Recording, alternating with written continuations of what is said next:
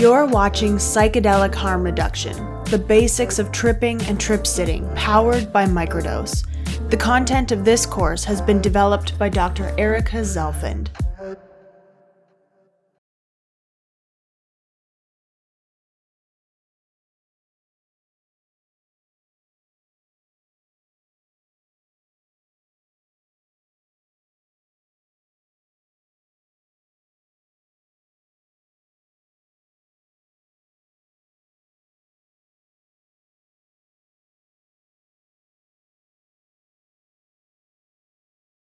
Hello, and thank you for joining me now during festival season for Psychedelic Harm Reduction.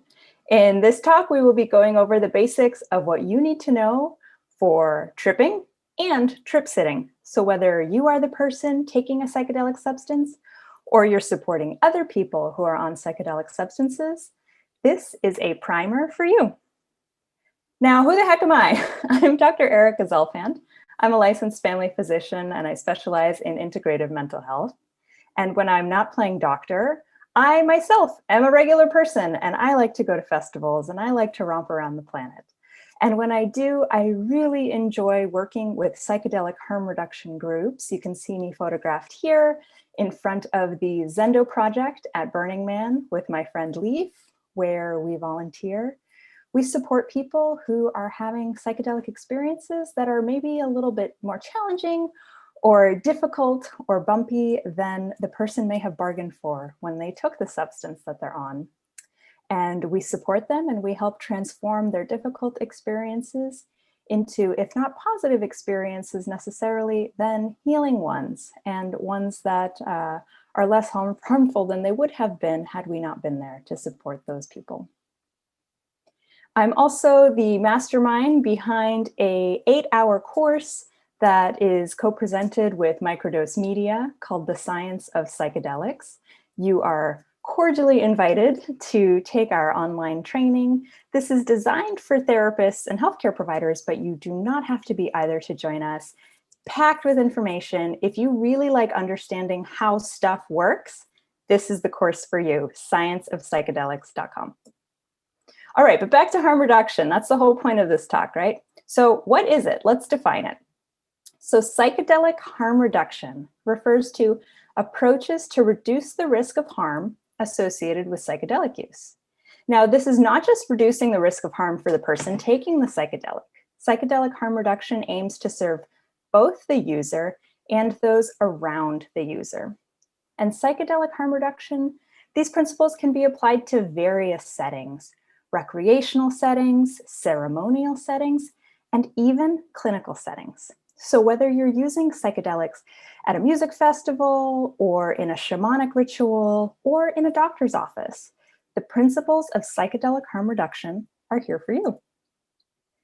So let's take a look at a case here. This is an actual case. This is the case of Angel, not her real name, not her real photograph. But we're going to see how psychedelic harm reduction can help normal people who use psychedelics. So 1 hour after eating psilocybin mushrooms at a festival, Angel is having a lot of fun. She's dancing and she's singing, but she's singing so loudly and flailing around so much that others are annoyed and disturbed. Angel has taken off all of her clothes and is shouting, "I'm God! You're God! We're all God!" So here are the possible outcomes that could happen in a situation like this. One, we have a medical outcome. So in this scenario, medical staff come, they tie Angel to a stretcher and they inject her with a sedative as she screams at them to let her go. So I don't think I need to connect the dots for you here. This is traumatic. This could be a traumatic experience for Angel. It's also a huge waste of medical staff resources, time, and energy. Another option is the law enforcement option. So a police officer can come by and ask Angel to settle down. Angel may become terrified, she may panic, she may push the police officer, and before you know it, the police officer grabs her and puts her wrists in handcuffs. Now Angel is in handcuffs and she's in trouble with the law. We can also have a well-meaning yoga dude come along. A yoga teacher might come along and tell Angel that she's having a Kundalini awakening and tell Angel to chant Sat Nam, squeeze her pelvic floor muscles, and visualize a snake. Okay, an agenda that has absolutely nothing to do with what Angel's experience may or may not be. And yet another option is that of the sexual predator. So Angel is in a wide open space. She is very open, she is very suggestible, and she may be somewhat gullible and naive in this state. And a man may come along and say, yeah, come here, goddess. I want to show you something amazing in my van. And I don't need to connect those dots for you. We all know how that experience could end for Angel with another trauma. And yet there's another option, the psychedelic harm reduction option. So in this one, an experienced volunteer introduces herself and invites Angel to a safe space away from the crowd. The volunteer stays with Angel in a shaded area and offers Angel water and a snack, and the two dance and laugh together for a couple of hours. So Angel still gets to have her expansive experience, but in a safer way. So here's what happened the next day. What ended up actually happening in this scenario was the psychedelic harm reduction scenario. And so the next day, Angel comes back to thank the volunteer who helped her out. Angel explains that as a child, she was often hit and shamed if she made noise or expressed pride. And that being able to dance, laugh, and celebrate with no filter yesterday was the most healing experience of Angel's life. Angel's grateful that she wasn't sexually assaulted, injured, arrested, or repressed. Today, she's feeling tired and embarrassed, but light in a way she has never felt before. Now, this is, yes, the power of psychedelics, but it's also the power of psychedelic harm reduction. So why do we do psychedelic harm reduction? Well, we just saw why in the case of Angel, but we have other reasons as well. So right now, there's a lot of buzz about psychedelic healing and psychedelic medicine. We're not even calling psychedelic drugs anymore. Now we call them medicines. And it's all in how you use them. So in a lot of the discussion about psychedelic healing right now, we're talking about psychedelic healing in an environment like this, like what's photographed here, where there's a client in a controlled, supportive environment that is safe, not a lot of sensory input, and not one, but sometimes two trained therapists by their side with pure medicine, curated playlists, et cetera, et cetera. Okay, this image comes to us courtesy from MAPS. This is an image from an MDMA-assisted psychotherapy session. So when we look at the clinical trials with MDMA, psilocybin, other psychedelics, we see that the psychedelic session happens not on its own, but flanked by regular therapy sessions. So we can have introductory talk therapy sessions, then a big medicine day session with integration sessions afterwards. Now, depending on the medicine, sometimes that's repeated, sometimes not. But the medicine is always flanked with regular therapy sessions and integration at the end. Okay? And it's very often in a controlled atmosphere, such as a therapist's office. This is another image. So the client is not always lying down, supportive atmosphere. Here's yet another image. These are all courtesy of MAPS, the Multidisciplinary Association for Psychedelic Studies. This is a wonderful organization that is funding a lot of the research on psychedelics now and really spearheading our efforts for legalization of these medicines. Okay, but people don't always use psychedelics in this controlled clinical atmosphere. In fact, in this day and age, you have to be pretty darn lucky to be enrolled in a clinical trial to get to use psychedelics in this way. Most people nowadays take psychedelics in an environment like this, in a what we call a recreational environment, which doesn't mean it isn't sacred or healing or powerful, but it's less of a controlled environment. It's more fluid. You don't have as much of a say as of the people who are around you, of the sounds, of the noises, of all of the sensory input. Where are the bathrooms? Can you access them? What's it like to be in that bathroom? You know? Very, very different environment than this. People also take psychedelics and other drugs in really overwhelming, loud settings like this one, like at a rock concert or at music festivals. Psychedelics in nature are a beautiful combination, but again, the environment is not always a set container. And sometimes things can get really weird when we're in the psychedelic headspace. Terrifying things can arise. And if the user doesn't feel safe, a bad psychedelic experience, a scary psychedelic experience, can be registered by the nervous system as a trauma. Okay, and I want to make one thing absolutely clear here. There's a lot of discourse about psychedelics and the importance of difficult psychedelic journeys, yada, yada, yada. I just want to write one thing in stone here and make it absolutely clear. There is absolutely such a thing as a bad trip. Don't let anyone tell you otherwise. Now, there are difficult trips that can be transformed into powerful healing opportunities, and there can also be challenging trips that are registered by the nervous system as a trauma. And so to differentiate the two, this is my formula that I made up. Feel free to use it. Difficult plus unsafe is what I'm calling a bad trip. So if you are having a difficult psychedelic experience and you feel unsafe, whether you are actually unsafe or you feel that you are unsafe, that can be registered as a bad trip, and that can be registered as a trauma by the nervous system. Bad trips can be traumatic, and psychedelic harm reduction can prevent trauma, pain, physical and psychological harm to the psychedelic user. Now, even good trips can be disruptive. People having a good trip, a positive time, a fun time on a psychedelic, they can harm themselves or others. They can engage in risky behavior. They can endanger others. They can disturb the denizens. Person having a good trip isn't always awesome to be around. And then we need to consider medical staff. So psychedelic harm reduction can prevent burden to the medical system, and it can spare the individual unnecessary medical interventions, like sedation and restraint. It can also save the time, energy, and resources of the medical staff. And when we look at security and law enforcement, we see that psychedelic harm reduction prevents burden to law enforcement. It reduces unnecessary arrests, and it prevents trauma to the user as well.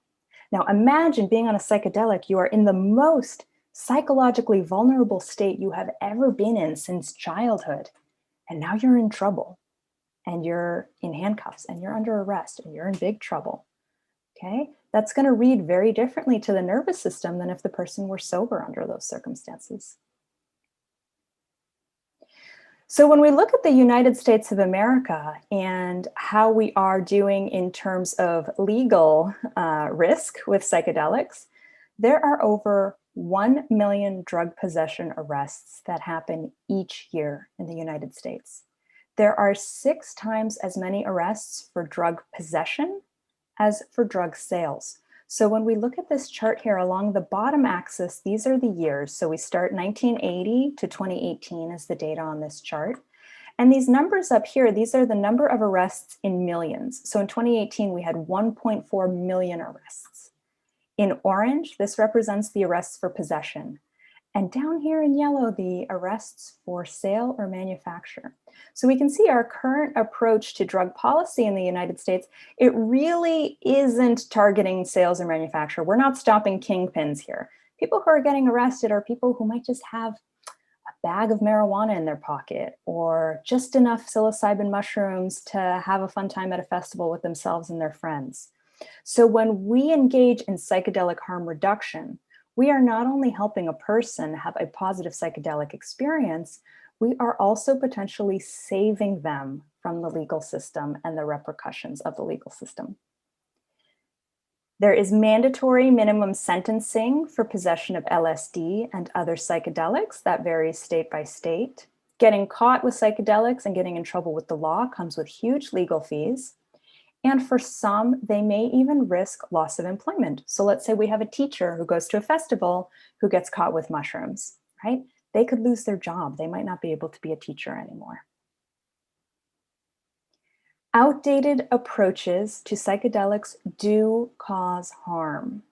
Now, on the very physical level, That means sedating people on psychedelics, restraining them, putting them in protective custody, putting them in jail. Sometimes these measures are absolutely necessary, but usually if you have people trained in psychedelic harm reduction, we don't need to go there.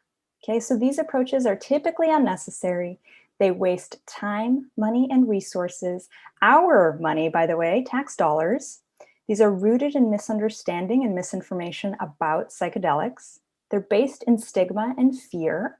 So a lot of people still think that psychedelics are as bad as other drugs. People think that psychedelics are heroin and crack and meth.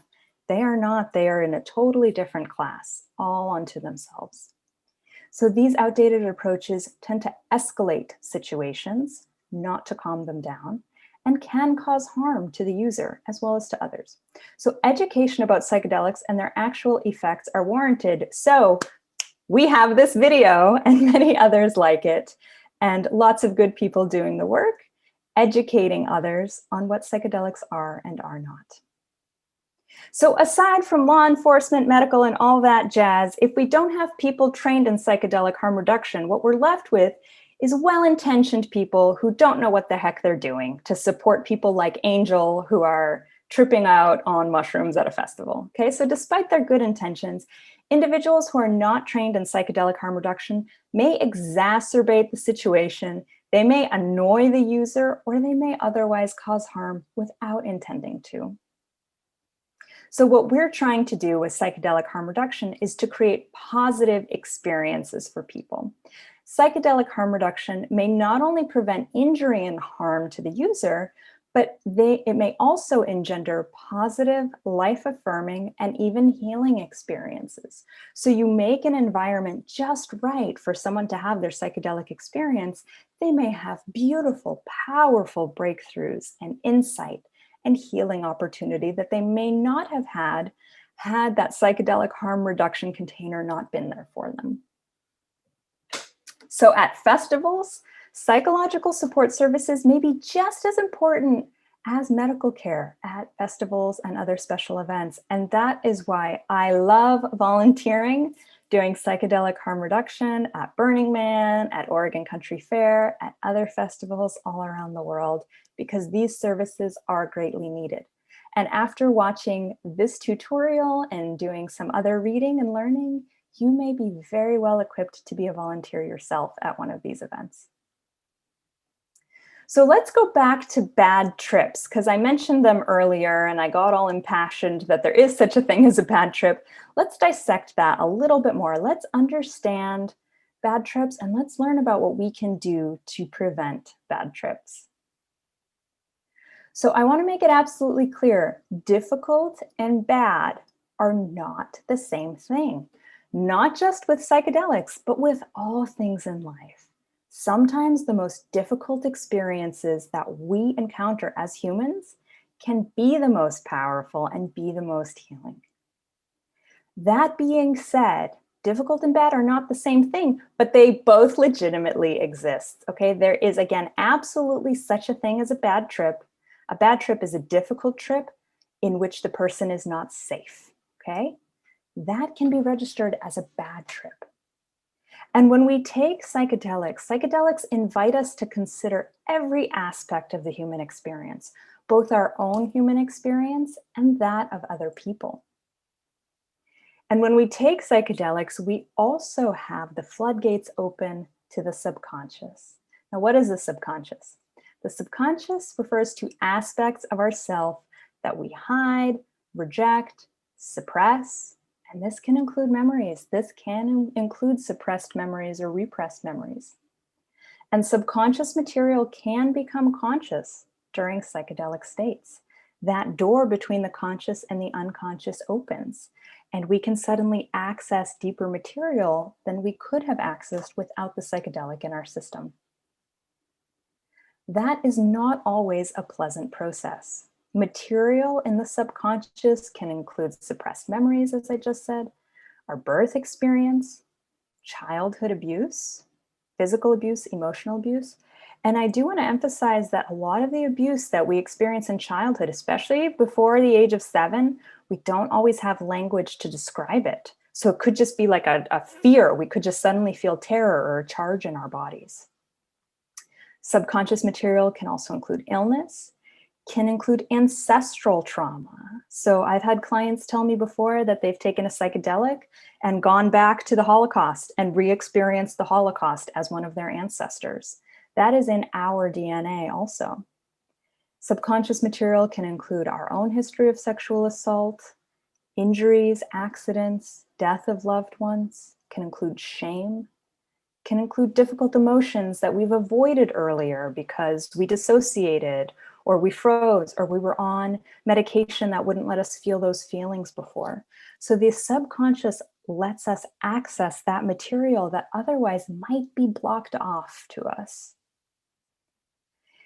And becoming aware of subconscious material and recognizing that material and reconciling it, healing it, transmuting it, this can all be incredibly powerful with respect to psychological and emotional healing. And psychedelics catalyze that process. Psychedelics are very unique in their ability to do that. But don't kid yourselves. It's not always a fun process to do that. To be on psychedelics means to renegotiate your own self, to have insights about your ego, your personality, your belief system, your understanding of your own self, your relationship with God, your relationship with other people. Suddenly, everything becomes malleable in the psychedelic state. And that can be downright terrifying. I promise this is the last time you're going to see this freaky guy. So facing subconscious material can be really frightening. It can be triggering. It can be challenging. Old wounds come up for healing. Traumas come to our attention. Experiences that we have suppressed become remembered and relived. Wow. Okay. Even under the safest of environments where you are with two therapists in a controlled environment with a curated music list and an eye shade and a box of tissues, even in that environment, that can be harrowing healing work. But what now if the environment isn't safe or controlled? What if the environment isn't calm or supportive? What if it's chaotic? What if you're at a music festival? There's no off button. Once you take a psychedelic and that psychedelic starts to work on your system, that process is going to unfold. Whether you're in a noisy music festival or in a quiet therapist's office, there isn't really an off button. So this is why it's very important to consider all of the factors around psychedelic consumption. So here are some considerations that may help you and those you know have the most meaningful, positive, and enjoyable psychedelic experiences possible. So 1 is the intention, 2 is the setting, the substance, the drug you're taking, the dose, how much, the company, who are you with, drug-drug interactions, what other drugs are you taking, how's it going to interact with what you're taking now, your orientation to the drug, do you know what to expect, your flight instructions, do you know how to navigate the psychedelic space, and your aftercare integration. We are going to take a closer look at each of these. So first is the intention, what the person wants to get out of the experience with the substance. So you may ask yourself, why am I taking this substance? Why am I taking this Molly? What do I want to get out of this experience of taking 2CB with my friends at Burning Man? Is this the right atmosphere? Is this the right drug? Are these the right people to do this substance with for my intentions? You also want to consider the set, and that is the person's state of mind when they take a substance. So what's your set? Do you feel excited? Do you feel scared? Ooh, do you not really want to do this? Are you happy to be here with your friends? Are you taking this drug to impress somebody? Are you curious? Are you drunk? Are you already on another drug? All of these things are going to influence the experience that you are about to embark upon. And of course, the setting, the immediate environment in which the substance is taken. So I do want to make a note here about recreational settings. I have picked on them a little bit, and I'm going to continue to do so. And that is because recreational settings can have variable sensory input. They can be very overwhelming, unpredictable, noisy, public, unsafe. You may be worried about appearances. And so this is where we'll talk about dose in a minute. You may want to consider the dose, because given this variable sensory input in this overwhelming environment, there may be an unwillingness to surrender to the psychedelic experience. You might resist the medicine. And this can trigger a spiral of feeling afraid, feeling crazy, trying to fight off the medicine. And this is bad trip potential right here. So using in a recreational setting, you really want to dial in what you're taking, why, how much, who you're with. And this is because entheogens, which is another word for psychedelics can place the voyager in a highly suggestible state. So users can become terrified and even combative in the face of threat or perceived threat. So even if the person is totally safe, if they feel like they're not safe, they might get themselves in trouble and they might get the other people around them in trouble. So it's very important not to fight the psychedelic medicine. It's important to get out of the driver's seat and let the medicine take you on a journey and show you what it needs to show you. But I keep coming back to this point. It's very hard to do that if you don't feel safe. You need to feel safe. So this is the zone you need to enter before you take a psychedelic. You need to enter the total self-acceptance TSA zone. Don't worry, you are safe and so loved, okay? This is the zone that you want to clear through before you take a psychedelic substance.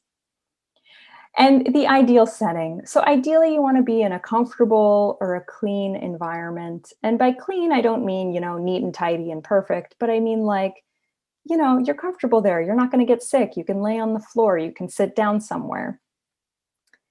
Physically safe environment. Easy bathroom access. Now, easy bathroom access can be you're in the woods with your friends and you're comfortable peeing in the woods. Great, fine. If that works for you, that works for you. Controlled sensory input.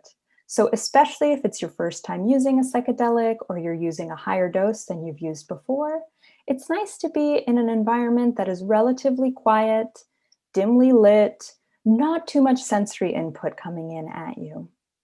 In an environment that is free of interruptions, where you're not going to have, the delivery person ringing your doorbell or your kid's school calling your cell phone, where you're just going to be able to unplug and let your experience unfold. And you want the environment to be free of shame and judgment. So you want to be with people who care about you, who you can trust, who can hold your hand if you're having a difficult experience, who can laugh with you if you're having a wonderful experience. So in this ideal setting, you're more likely to surrender to the experience and consider what is revealed. And not only does that translate to you're more likely to have a healing experience on a psychedelic, it also translates to you're more likely to have fun. You're more likely to have a good time. You're more likely to remember that and think of it as one of the most meaningful, fun, great days of your life. I also want to say a note here on music. Music is optional. You obviously don't have to play music if you're on psychedelics. The music of the forest is beautiful. Just to sit in the woods and listen to the birds and the river running, things like that can be quite lovely. But if you are in an environment in which music can be appropriate, music can be like the wind in your sails for the psychedelic experience. It really helps the journey unfold in quite a marvelous way. So music can support the hypnotic state. It can support your relaxation into the experience. And in terms of the type of music, it's really up to you. But common choices include chanting, singing bowls, tonal music, classical music. And ideally music that doesn't have a lot of words, or if it does have words, they're words in another language, to allow your mind to bend and unbend and stretch and compress and do what it needs to do without too much outside suggestion on what the material needs to be. And so I've listed here a URL for psychedelic.support. This is a wonderful resource. No, they didn't pay me to plug them. This is all my own inspiration to share this. They have really nice music playlists that you may find helpful for your experiences if you want to check them out. So suggested materials, you are about to go on a trip. You got to pack your bag, right? So first and foremost, you got to pack your drugs. You can't go on the trip without the drugs. So your entheogenic substance, layers, blankets, depending on the substance you're using, it could be all day long. So what's going to happen after the sun sets and it gets cold? You have a long sleeve shirt, and what happens when the bugs come out? You might want to have a layer for that as well. Are you going to be out in the sun? You might want to have some sunscreen. If you really feel like if you're taking a higher dose and there's a chance that you're going to need to have your own internal journey, eye mask, earplugs can be lifesavers. As I just mentioned, music can be great. You may want to pack some headphones, water bottle with electrolyte formula. Need to stay hydrated, have some snacks. Even if you don't feel hungry, it's important to eat snacks, because if you're on a psychedelic that lasts 8 hours and you go 8 hours without eating, your blood sugar is going to drop. Even if you don't feel hungry, your blood sugar drops, you're going to get cranky. You might get a headache, you might feel nauseous. So pack some light snacks. Tissues can be helpful. A notebook and a pen or a pencil if you want to write down any insights that happened to you. Art supplies can be nice.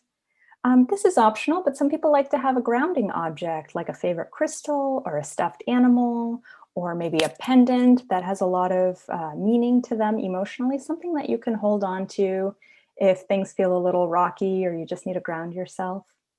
And if you're on any medications, you might want to pack your medications, and also any emergency medications, depending on the environment in which you're in. Okay, so back to all of the considerations on how to have a good trip. We also need to consider the substance, the drug that you're actually taking. So this graphic, which was shared by the brilliant Brad Burge, illuminates the fact that ecstasy is God knows what. So all of these molecules here could or could not be in a pressed tab of what you call ecstasy. So the hope is that there is pure MDMA in there, but there could be PCP, there could be GHB, amphetamine, methamphetamine, pseudoephedrine, ketamine, caffeine, Lord knows what. So when you buy a drug or procure a drug, is it actually the drug that you think it is? You might want to know, because that will affect your experience. And I want to point out that of all of the Molly confiscated by DEA in the state of New York in 2013, only 9% contained pure MDMA. That is scary. That means 91% of the ecstasy or Molly that people were taking in 2013, so far as we can tell, did not actually have MDMA in it. And 1/3 of college students say they have tried ecstasy. They haven't taken MDMA, most likely. So, know what you're taking. Also be aware of an imposter of LSD called 2-ST-NBOME, also called N-bomb. This is a popular street drug as of 2010, and it has a narrow therapeutic window, meaning the difference between how much you need to take to have a trip and how much you need to take to die is a very small difference. Okay, so it's very easy to get into harm's way if you are taking N-bomb. It's associated with cardiovascular deaths. And one of the ways that you can tell that something is not LSD, maybe more likely to be N-bomb, is if it has to be dissolved in the mouth on blotter paper. LSD, if you take it on blotter paper and you swallow it, you should still be able to have a trip. N-bomb will not work if you swallow it. It has to be dissolved in the mouth. Now, why on earth would somebody produce N-bomb, which can kill somebody, when they could just make LSD, which has no lethal dose? And the answer is the drug war. Because N-bomb is not LSD, it carries less of a legal risk to manufacture.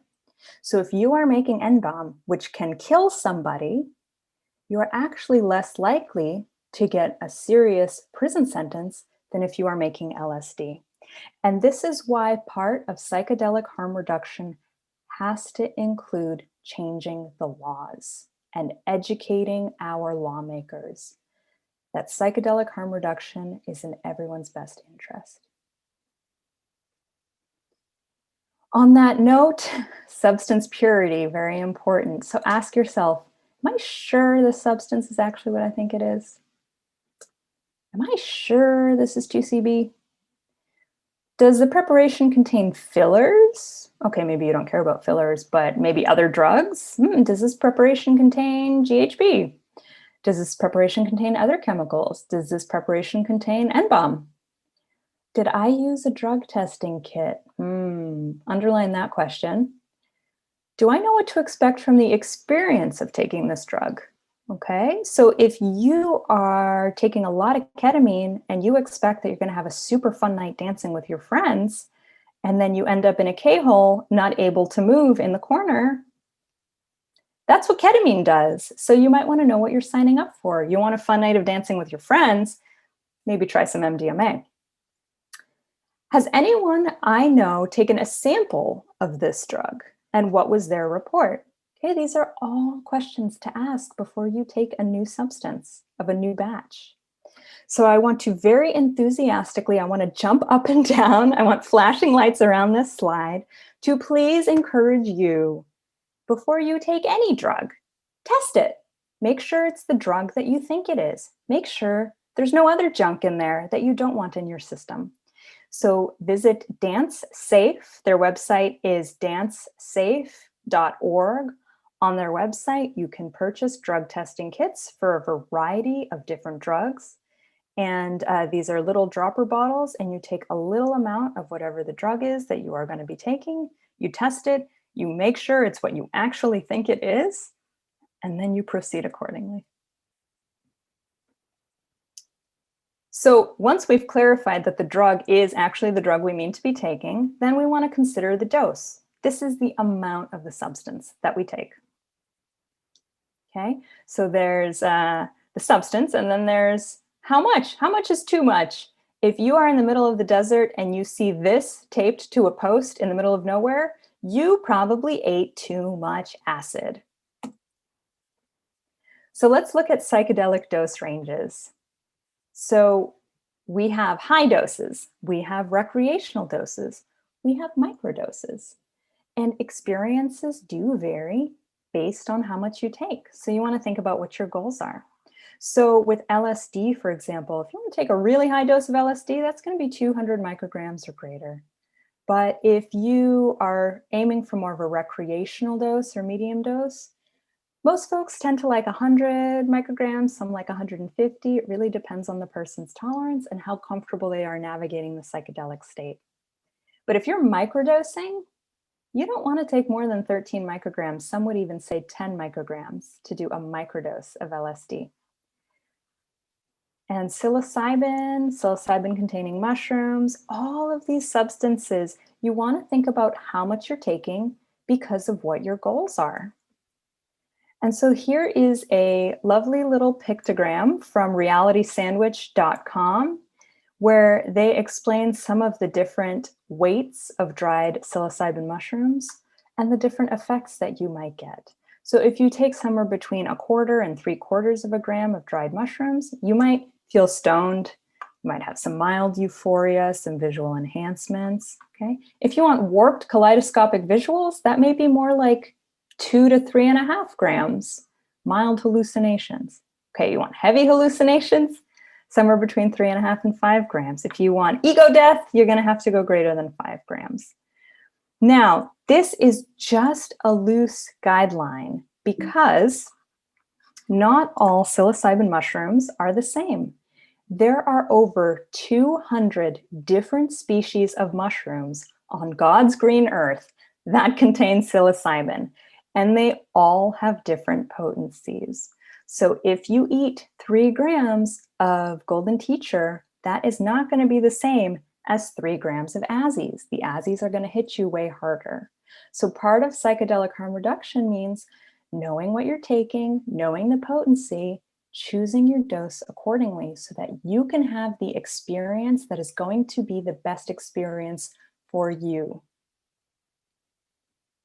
You also want to be orientated to the substance. And what that means is you want to understand how the drug works, and you want to know more or less what to expect from the experience of taking that drug. So for example, if you take ketamine, be prepared. If you take a higher dose of ketamine, you may fall into what's called the K-hole, where you feel very dissociated and where it's very hard to move your body, and you may even experience temporary paralysis. So if that happens, you know not to panic. You know that that's the K-hole, and that comes with taking ketamine. Okay? Another example of orientation, LSD. The LSD trip can last up to 14 hours. I cannot tell you how many times I have been working in psychedelic harm reduction environments at festivals and other special events where people come in, they're freaking out. They say, I took LSD, I took it 12 hours ago, I'm still tripping, I broke my brain, I've ruined my life. And I have to say to that person, no, you took LSD and it lasts 14 hours and you are right where you're supposed to be. So how about I get you some crackers and some juice and we get you comfy, because you've got a couple more hours to go on this ride. MDMA is pro-social. Okay, so if you take MDMA with someone you have a crush on, you might find yourself snuggling with them later. Be prepared. And bring chewy candy. It makes people clench their jaws. It's part of that amphetamine edge. Okay, cocaine, you don't want to give it to people who talk too much. Ayahuasca, it's not at all recreational. The chances of you throwing up are great. If you're taking ayahuasca, get a barf bucket. Okay, if you're taking GHB, sexual disinhibitants. So you're more likely to have sex that you might not have had if you weren't on GHB. Now, this is by no means an exhaustive list. It's just an example of know what it is that you are signing up for. You buy a ticket, you get on a ride, you might want to know more or less what that ride entails before you get on it. And we absolutely need to consider drug-drug interactions. So what this means is when you have one drug in your system, whether it's a pharmaceutical medicine or a recreational substance, and then you take another drug into your system, there is going to be a change in the way the substances act in your body in the presence of one another.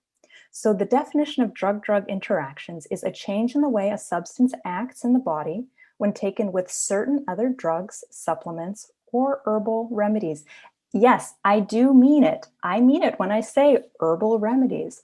Things that you can buy at the health food store can affect the way that pharmaceutical medicines work, can affect the way that psychedelic medicines work.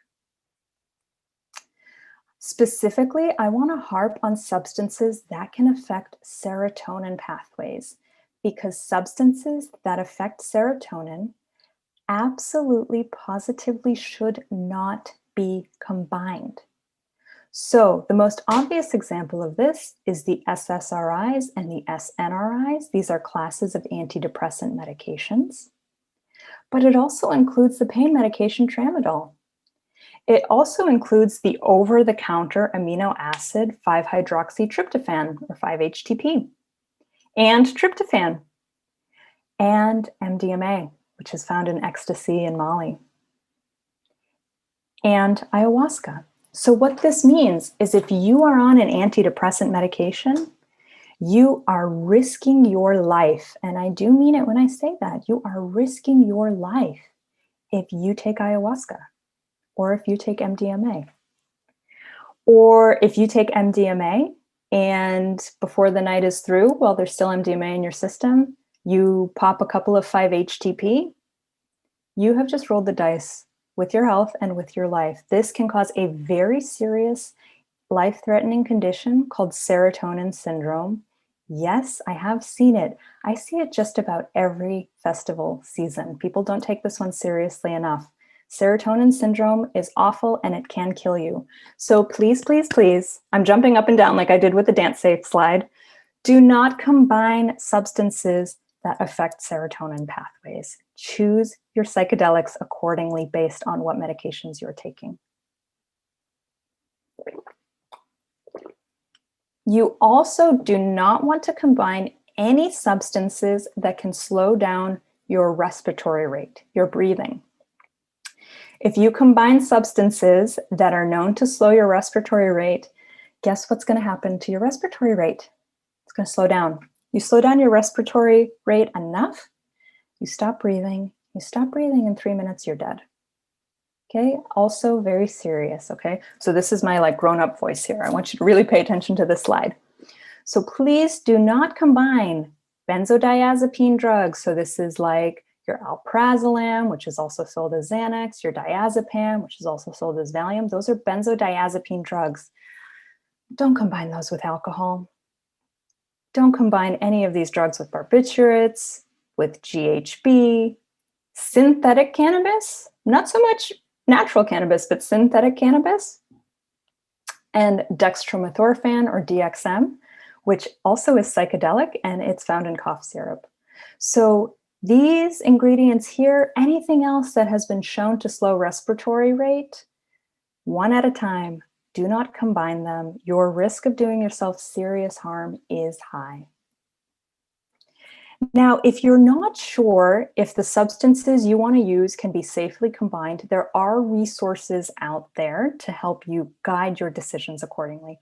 Unfortunately, there's no definitive guide out there because many of these substances are not legal, and therefore a lot of the resources we have were kind of DIY jobs that people created on their own in the name of psychedelic harm reduction. This is yet another example of how legalization of psychedelic substances and recreational drugs is in everyone's best interest with respect to safety, because then the medical community has to come out with guidelines and resources that we can use. In the meantime, one handy resource that I have found, I cannot guarantee that it's 100% correct, but pretty darn good so far as I can tell, is this one available from TripSit. So if you visit combo.tripsit.me, I have the URL listed here. Again, this is not an affiliate link. They don't even know that I'm mentioning them on their website. Hey guys, I hope you're watching this. I hope it's cool that I plugged you. This is a really handy resource. So I'm going to zoom in for a second, just on one part so you can better appreciate what this chart is.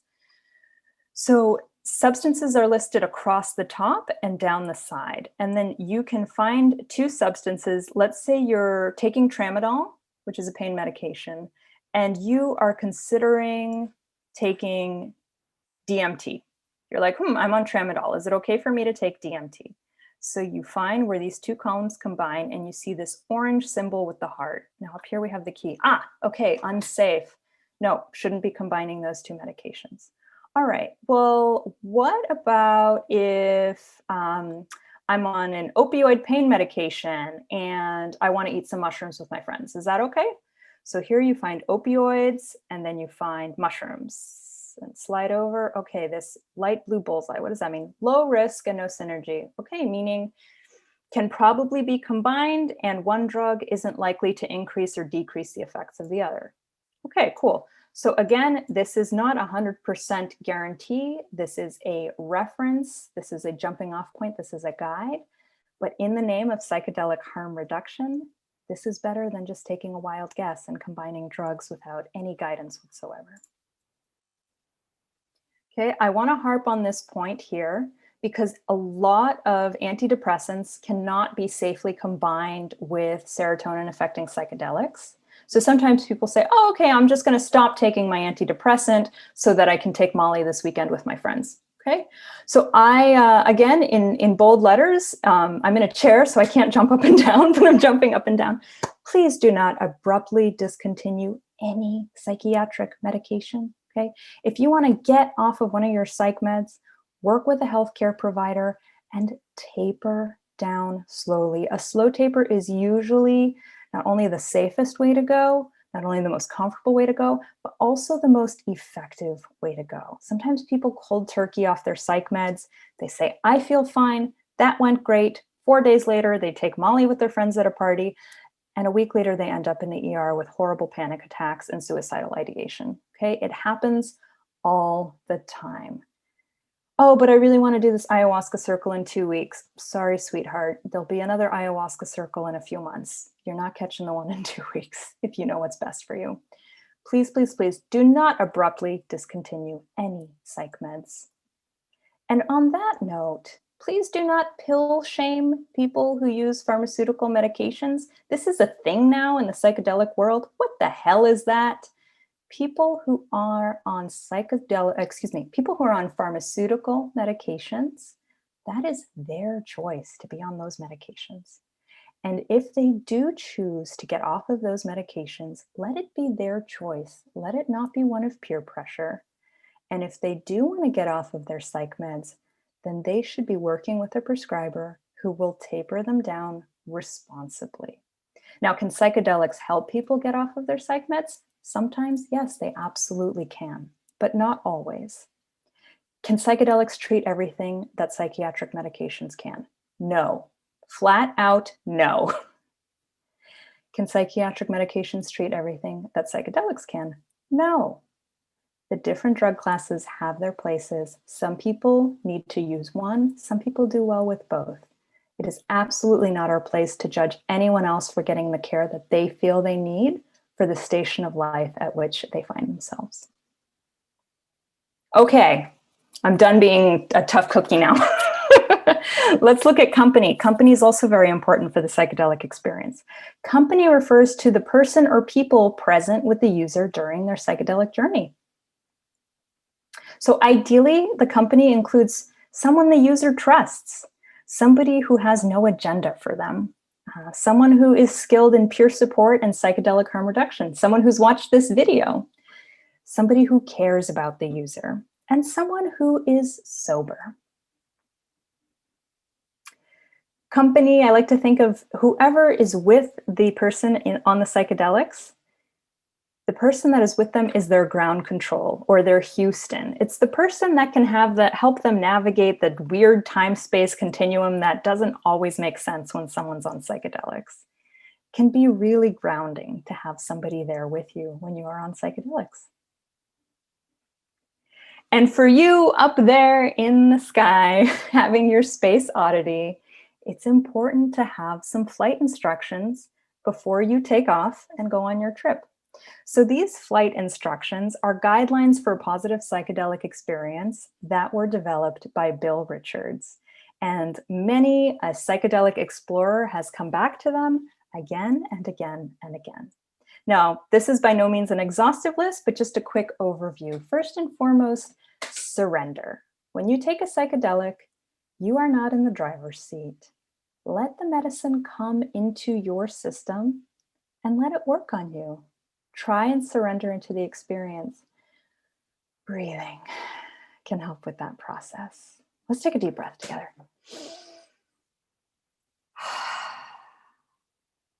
That's good, right? Oh my gosh, and they're free. Okay, so try and let go of logistics. So again, turning off the cell phone, not worrying about if the school is going to call. Maybe if you're at home, putting a note on your door that says, please do not disturb. Try and let go of having to futz with the world around you as much as possible. Just let the experience be the experience. If the walls look like they're melting, if the clocks look like they're melting, if your face looks like it's melting, don't worry about it. Let go of the logistics. And be curious. This is perhaps the best advice that I could give to anybody who's about to embark on a psychedelic journey. Be curious about what comes up. Something difficult's coming up, be curious about it. Ask questions about it. Why is this difficult thing coming up right now? What am I supposed to be learning about it? Explore. So being in a psychedelic state is a really, really beautiful opportunity for you to be able to explore not only the world around you, not only to walk around and see the trees and touch the grass, but also to explore your own inner landscape, to close your eyes and breathe and see where your attention flows. If a door appears to you, see what's behind the door. And so the very, very basic flight instructions go like this. If you see a door, open it. If you see a staircase, take the stairs. And if you can fly, fly. Explore landscapes. See things from a new angle. Now, a little caveat here. If you realize you can fly, we're talking about in your mind's eye here, inner exploration, okay? If you think that you can fly, please do not jump off the roof of your building. I assure you, you cannot fly. That does not typically happen with psychedelics where people have delusions like that. Nevertheless, this can be where choosing your company carefully is very important, because your company may be who keeps you from jumping off the roof and invites you to go back inward and breathe and fly in your mind's eye and explore things internally. Face the demons. So if on your psychedelic experience you encounter something terrifying, try not to run away from it. Remember to breathe. Look the scary thing right in the eye and ask it, what are you doing here in my brain? What do I need to learn from you? What is the lesson here? The psychedelic state is a very unique opportunity to do this kind of healing work. Now, remember, if you see something scary and you're in an overwhelming atmosphere, you might not be able to do this work, but you are safe. If you are in a safe environment with supportive people, it's possible to do this healing work. So I recently read in an online forum, a woman wrote, I ate mushrooms and I was safe and I was home and I felt secure and I don't know what happened. All of a sudden, I started seeing all of these gray smears and barbed wire and I felt terrified. Was it a bad batch of mushrooms? And what I typed in the forum was, no, it was a good batch of mushrooms. Something was coming up for your healing and your attention. Keep breathing and stay with it. Another way of looking at the flight instructions comes to us from Terence McKenna. It's rather pithy and to the point. He says, you sit down, you shut up, and you pay attention. And that's another way to do it. So safety words, safety, help, no, these words all mean what they sound like.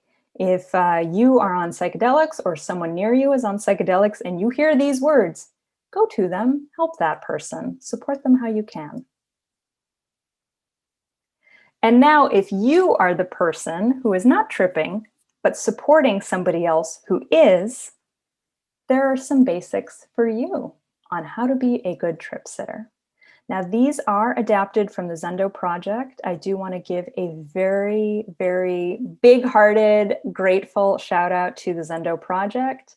My first experience working in psychedelic harm reduction was as a Zendo project volunteer. I have since co-facilitated some of their trainings. I just cannot say enough good things about this group that is a subsidiary of MAPS as well. So one principle of psychedelic harm reduction is the healing power of nature. In Latin, this is known as the vis medicatrix naturae. What does nature have to do with psychedelics? Well, psychedelics have to do with healing. So the vis medicatrix naturae, or the healing power of nature, this is a guiding principle of Hippocratic medicine. And it refers to the fact that organisms, when left alone, have an inherent tendency to move in the direction of healing. And nature, so plants, fungi, etc., nature is an ally in that healing process. So if you got a shard of glass stuck in your hand and you came to me, Dr. Z, and said, Dr. Z, heal my hand, who would actually heal your hand? Not me. I don't know how to heal your hand. I just know how to create the conditions ideal for healing, and I know how to remove the obstacles to healing. So first and foremost, I would remove an obstacle to healing by removing the shard of glass from your hand. And then I would create the ideal conditions for healing by cleaning out the wound and then applying some calendula to the wound, which is nice and soothing to the skin and helps with the skin healing. And then I would put a clean bandage over the wound. So in these ways, I've created ideal conditions for healing. But then your hand heals on its own. Give it some time. Keep the wound clean. It's going to heal on its own. And that is very much how we need to think about psychedelics. Psychedelics are natural ways that help our own psyches and our own spirits move toward their own natural equilibrium of health. And so our role then as sitters, we're not healers. We're not doing the work for the person who's tripping. We're not even leading them. We're not even guides. We're just support. The user decides the direction, the pace, the content. Our job as a sitter is to actually not talk a whole lot. We let the user come to their own realizations. And you don't need to be a therapist to be a good sitter. You don't need directive therapy techniques or philosophical frameworks. In fact, All of those are annoying and don't really work for people on psychedelics. You just need to hold space. You just need to support the person as their own inner healing works. So I have a video here to illuminate this point. It's Not About the Nail by Jason Headley. It's just, there's all this pressure, you know? And sometimes it feels like it's right up on me and I can just feel it, like literally feel it in my head, and it's relentless. And I don't know if it's going to stop. I mean, that's the thing that scares me the most, is that I don't know if it's ever going to stop. Yeah. You do have a nail in your head. It is not about the nail. Are you sure? Because, I mean, I'll bet if we got that out of there. Stop trying to fix it. No, I'm not trying to fix it. I'm just pointing out that maybe the nail is causing. You always do this. You always try to fix things when what I really need is for you to just listen. See, I don't think that is what you need. I think what you need is to get the nail See, out. you're not even listening now. Okay, fine. I will listen. Fine. It's just, sometimes it's like, there's this achy, I don't know what it is. And I'm not sleeping very well at all. And all my sweaters are snagged. I mean, all of them. That sounds really hard. It is. Thank you. Ow! Oh, come on. If you would just Don't. Try to see things my way. Do I have to keep on talking till I can't go on? We can work it out. We can work it out. Okay, so you got the point there. So it's not about the nail. It is about the nail, but it's not about the nail. And if we can just get out of the way and let the person see for themselves what's going on, they are much more likely to have the experience that they need than if we point something out to them. Part of how we do that is by not talking about the nail. Another way how we do that is by creating a safe space. So when I say safe space, I know that's a word that gets thrown around a lot right now, and it's kind of a vague thing. I'm talking about a literally safe physical environment, an environment that is comfortable, that is clean, that is quiet, that is private. The person has easy access to a bathroom and a non-judgmental atmosphere. So some things you could say to somebody who maybe you see at a festival who's having a hard time on a psychedelic is you could say, hey, a quieter spot might make this experience more enjoyable for you. Can I help you find a calm space? Just see if you can help them. Or, I know you're scared that you broke your brain, but you are safe. You took a drug and that drug is working. Okay, shout out to Ryan Beauregard of MAPS for coming up with that line. You took a drug and it's working. This is very often what people freaking out on psychedelics need to hear. Nothing's wrong. Everything's unfolding exactly how it does when you take a drug, okay? This will pass and I will stay with you until it does. These are all supportive things that you can offer to somebody having a challenging psychedelic experience. Difficult is not necessarily bad. Bad trips do happen, but they don't happen as often as you might think, because challenging trips are not bad trips necessarily. Challenging trips and challenging experiences can lead to growth, can lead to learning, empowerment, healing, surrender, insight, resilience, strength, on and on and on. So reassurance is important if you're supporting somebody having a difficult psychedelic experience. Reassure them, you're not going crazy. You took a drug and that drug is working. You are safe. Nobody here is judging you. This journey will end. Things may be surfacing now because they are ready to be healed.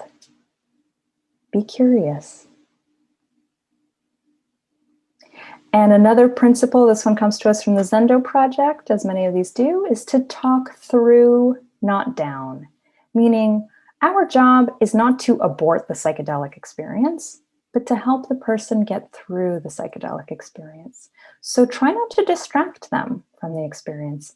Encourage the user to connect with the journey, not to run away from it. You yourself need to trust in the unfolding, and it will help the user trust in the unfolding. Don't rush things, and validate the process. So if someone is having a difficult psychedelic experience and you're talking with them, you can ask them, what do you think this material is trying to teach you? Or you may just guide them, see if you can let go, be open, trust.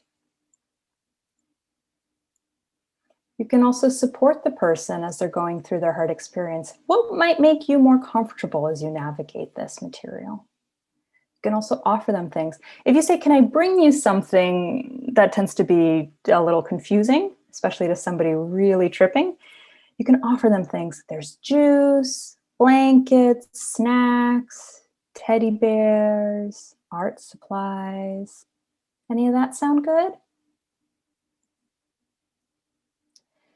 As a trip sitter, you also want to be honest. Now, this doesn't mean tell them your whole life story and tell them every little detail.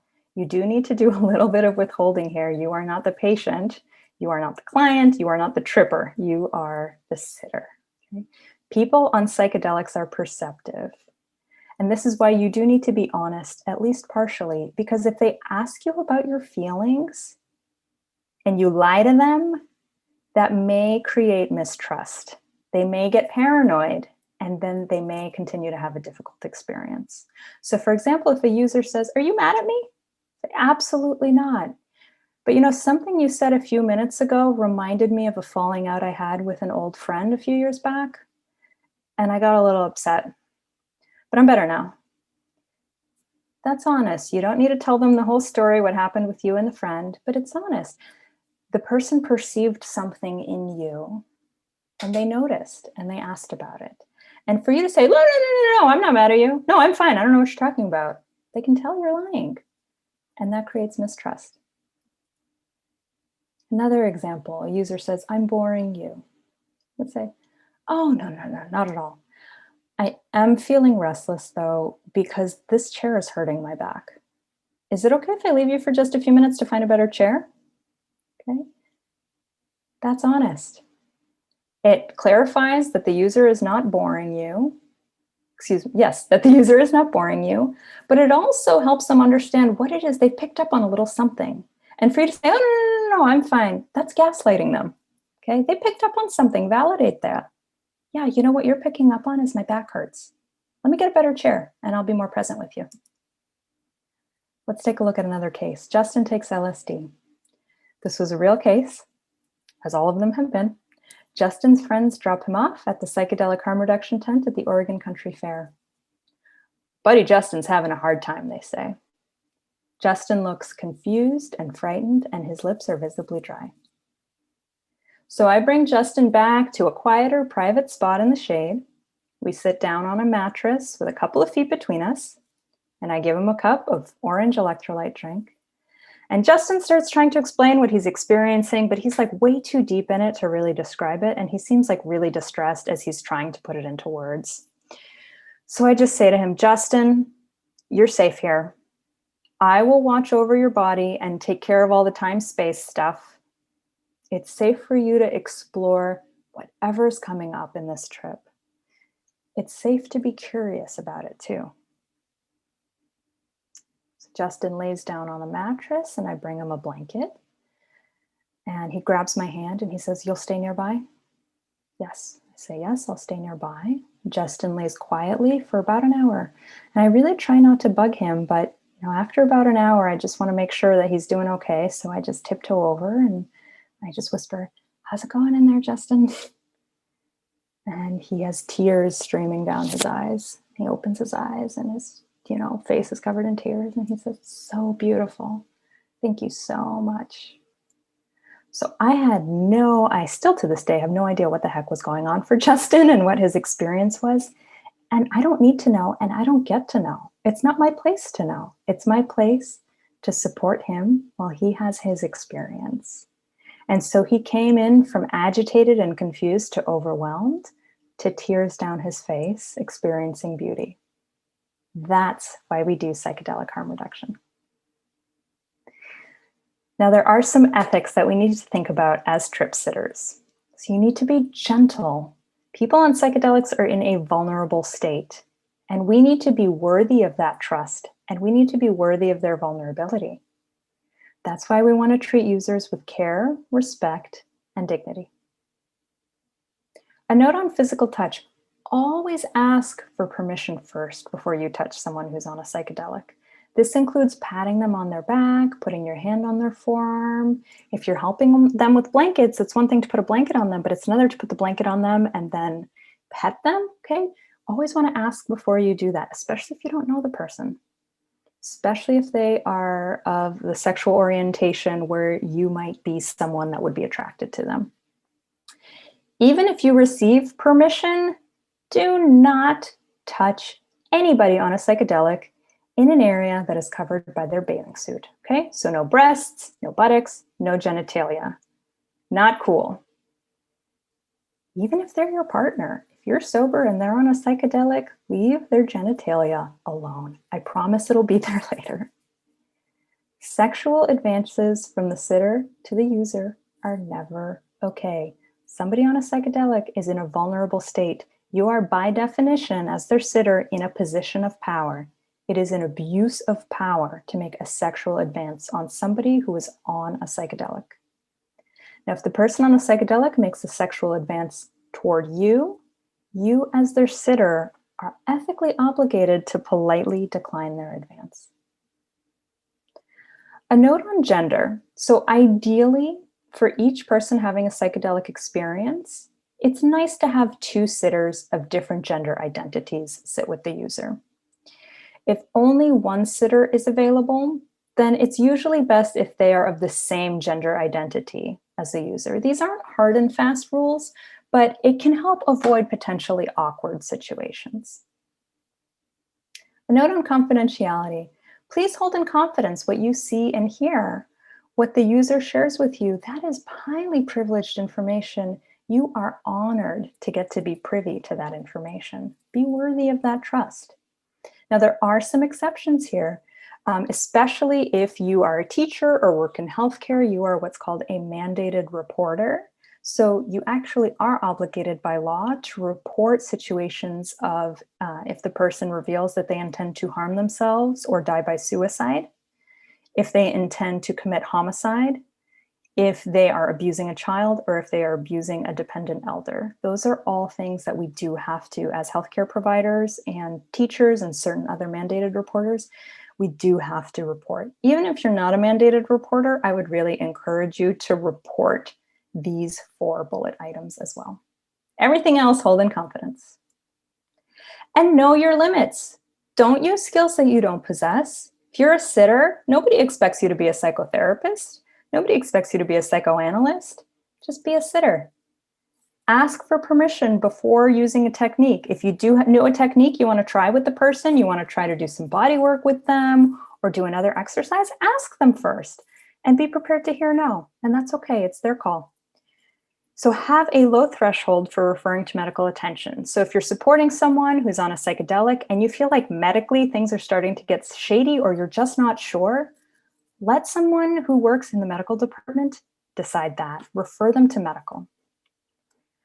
Ask more experienced trip sitters for support as you need it. You don't have to do this all yourself, especially if you're a volunteer, especially if you were thrust into this role. It's okay if you don't know how to do everything. It's okay to ask for support. And take breaks, rest, and take care of yourself. Sitter, you need to take care of yourself.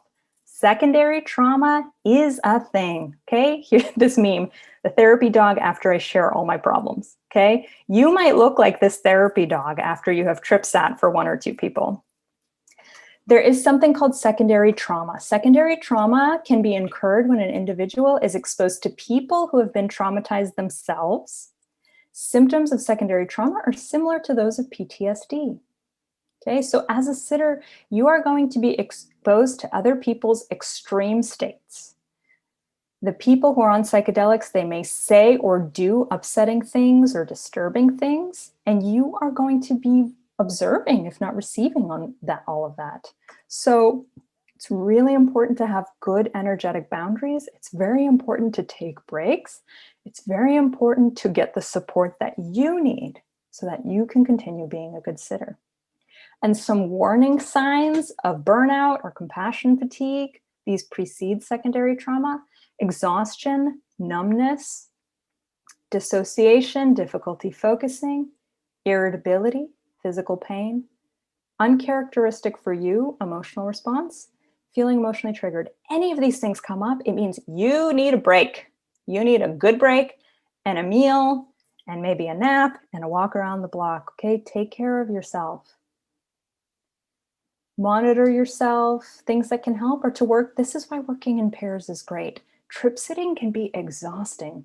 Trips last a dang long time. Working in pairs means that you can take turns taking breaks. Drink water, eat snacks, take your meds. Okay, these are not just things we offer the user, but also to ourselves. Dress yourself in layer. You're offering the user a blanket. Do you need a blanket? Choose a comfortable chair. Okay, you need to be comfortable. You're going to be with this person for a while. Only use skills that you possess. Don't try to be something you're not. Don't try to do more than you know how to do. Take breaks. And finally, there is a tool that can be helpful where you visualize a glass wall. You literally visualize a pane of glass between you and the user.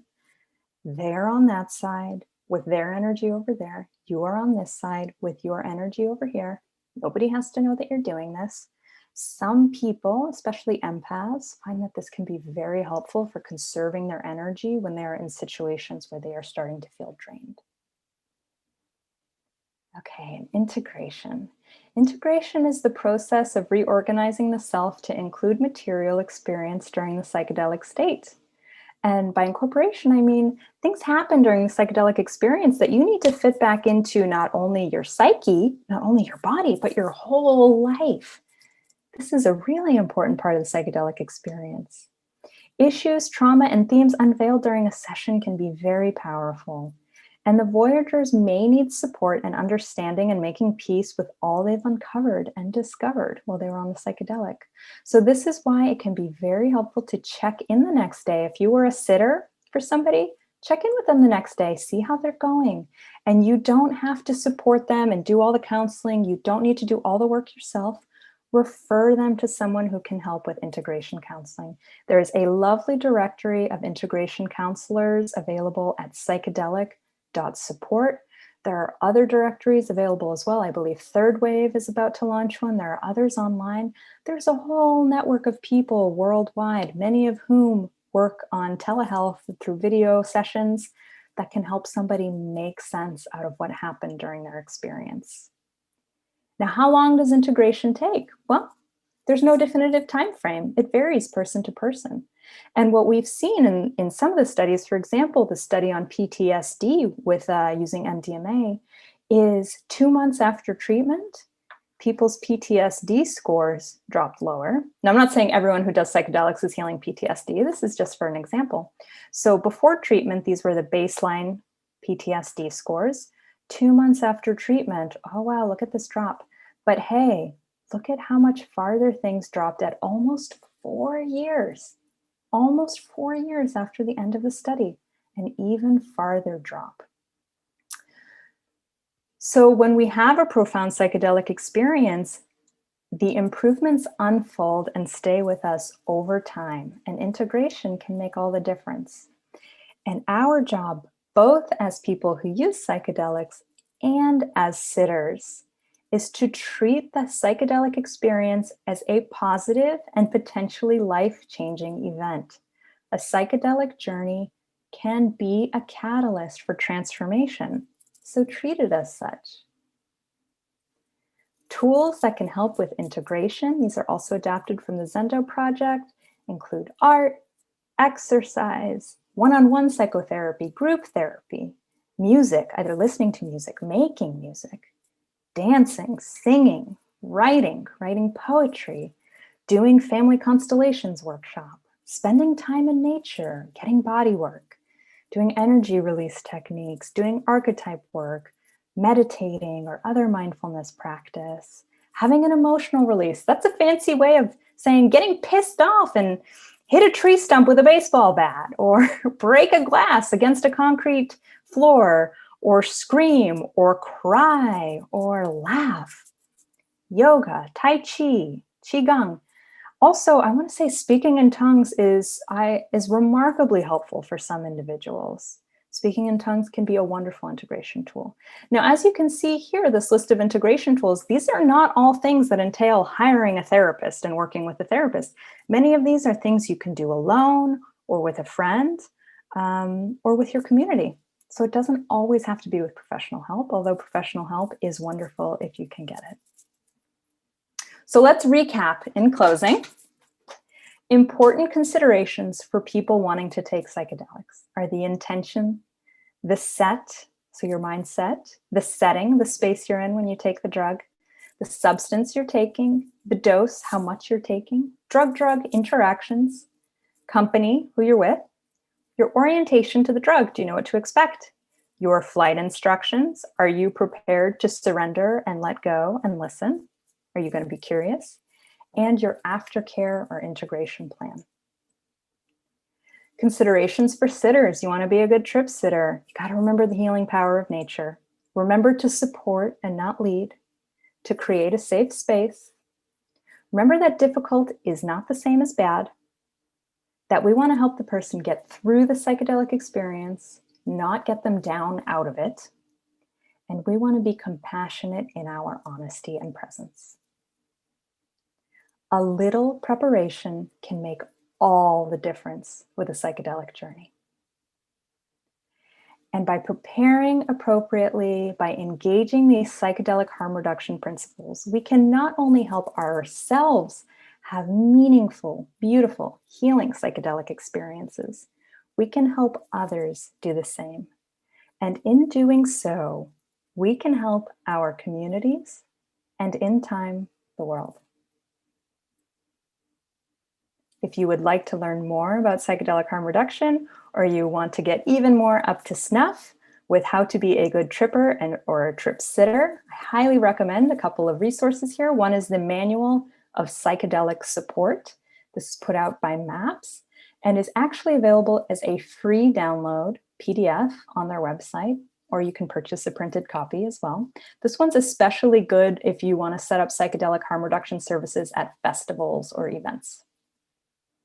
I also cannot highly recommend enough the Psychedelic Explorer's Guide by James Fadiman. I think whether you want to trip or trip sit, read this book. And specifically, if you're interested in sitting with mushrooms, with psilocybin mushrooms, your Psilocybin Mushroom Companion by Michelle Janikian is a wonderful resource. And I'm actually cited in this book as well. It's a very, very user-friendly guide.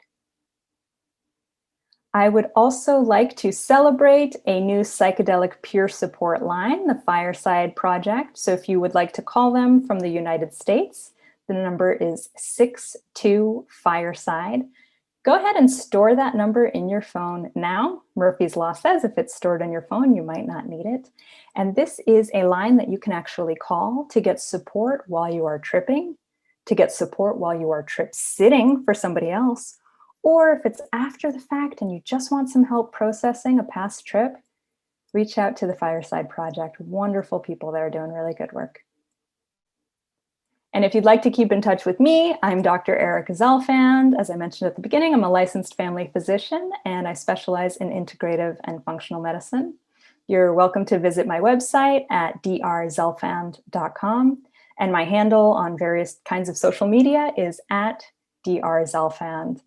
And I do hope that you will check out my course, The Science of Psychedelics. This is the definitive course on psychedelic medicine. If you like understanding how things work, this is the course for you. It is broken up over several modules for a total of 8 hours. And yes, if you are a provider and you need CME or CE, we've got you covered. So hop on over to scienceofpsychedelics.com and let's keep the learning going. Thank you so much for joining me today, and I hope the information that you learned here on psychedelic harm reduction helps you, a loved one, a friend, a total stranger, and your community. Cheers. Thanks for watching Psychedelic Harm Reduction by Microdose and Dr. Erica Zelfand. Visit our website at www.scienceofpsychedelics.com.